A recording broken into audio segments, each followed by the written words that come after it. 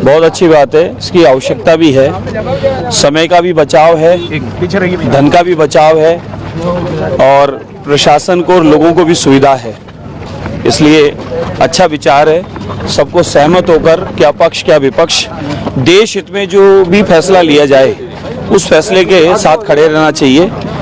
आदरणीय प्रधानमंत्री नरेंद्र मोदी जी के आने के तत्पश्चात भारत में जिस प्रकार का अद्वितीय परिवर्तन आया, भारत में विकास के साथ में भारत की संस्कृति परंपराओं में उन्नति हुई और आज पूरी देश और दुनिया में आदरणीय प्रधानमंत्री नरेंद्र मोदी जी प्रधान सेवक के रूप में सबके चहेते बने।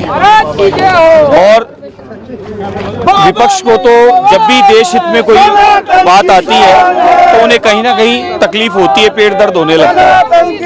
370 के बारे में भी जब बात आई थी बिल की तो उन लोगों को पीड़ा हो रही थी और वो चाहते थे कि 370 यहाँ हटे नहीं, लेकिन देखिए शांतिपूर्वक ये कार्य हुआ। यानी आदरणीय प्रधानमंत्री नरेंद्र मोदी जी और गृह मंत्री अमित शाह जी के प्रयास से कश्मीर में आज अमन चैन शांति और समृद्धि बढ़ गई।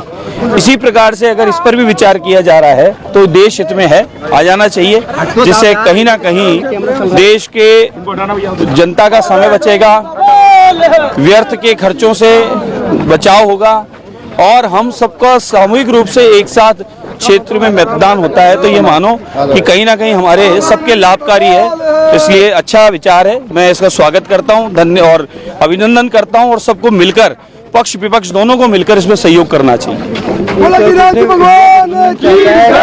नेतृत्व पश्चिम बंगाल के सीएम करें।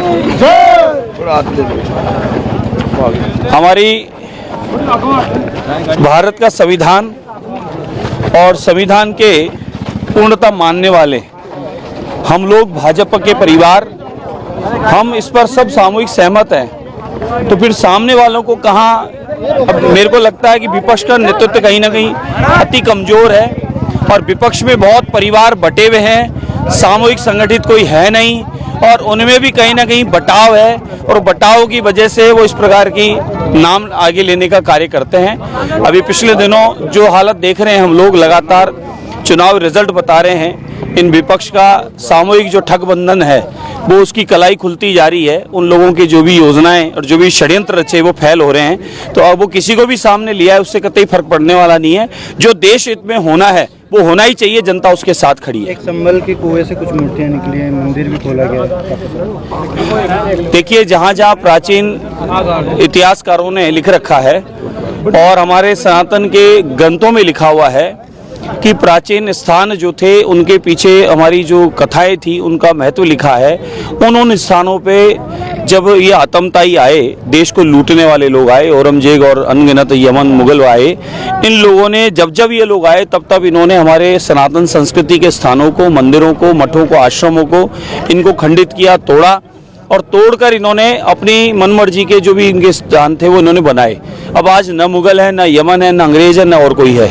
आज देश सामूहिक रूप से संगठित होकर देश के विकास की ओर बढ़ रहा है और इस समय में अगर हमारे प्राचीन स्थानों का पुनः जीर्णोद्धार हो रहा है और वह स्थान जो इतिहास में उल्लेख थे, शास्त्रों में उल्लेख थे, उन स्थानों को निकाला जा रहा है तो ये माने कि हमारे लिए प्रसन्नता है। और अब ये समय आ गया, इसी को तो राम राज्य की कह रहे थे परिकल्पना जो कर रहे थे कि और विकास की होगा, समृद्धि भी होगी और भारत की सनातन संस्कृति भी होगी। और प्राचीन इन स्थानों में जो मूर्तियां और भगवान के देव स्थान थे, इन पर तोड़कर खंडित करके इन पर जो बनाए गए थे उनको पुनः हटाकर वापस से वहां भगवान के स्थान ही स्थापित होने चाहिए। मैं तो कहूंगा कि इसमें क्या हिंदू क्या मुस्लिम सबको मिलकर सामूहिक सहयोग करना चाहिए, क्योंकि प्राचीन समय में तो आप हम सब एक ही परिवार थे। ये सबको इतिहास पता है कि लोगों को तलवार की नोक पे धर्म परिवर्तन कराने का काम किया गया था।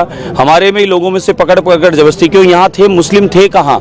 इतिहासकारों से आप लेख लिखा है, सब आप जानते हैं, हम भली बाती, यहाँ थे कहाँ? मुगल यमन ये जो आए, इन्होंने किया क्या?